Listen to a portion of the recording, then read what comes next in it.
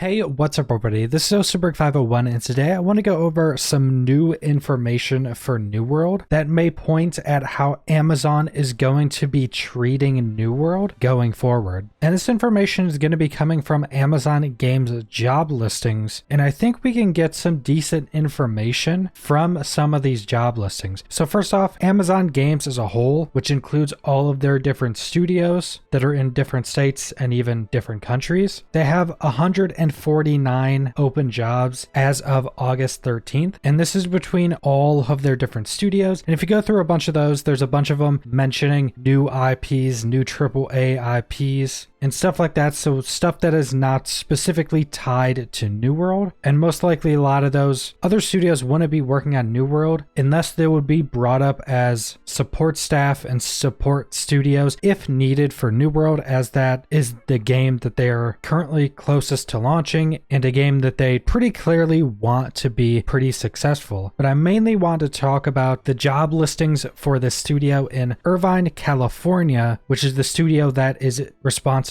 for New World. And there are currently 40 open positions for the Irvine studio, and even a few of the top ones have been updated and put up today. They're looking for 2 game producers that specifically mentions working on New World, and then there's a list of pretty much every other position you could possibly think of. And the thing with a lot of these is that even if they're not specifically mentioning New World, a lot of them seem to at least be hinting at that. A lot of them either mentioning something about third-person AAA games, or some of them mentioning live service games. And being at this specific studio, it's pretty clear that most of these job offerings are going to be for New World. And I wasn't able to find any information that hints at this specific studio working on any other games after New World, and most likely all of the staff of this specific studio are going to be completely focused on releasing New World. But one of the main reasons I want to talk about this is because this shows that they are continuing to hire a ton of new positions, with a lot of them being focused on New World, which actually shows that I think they're doubling down on their investment into the game in general, which would obviously be a very good thing for players, as they're going to be having more staff that in the months to come will start to speed up production and speed up the rate at which we get content,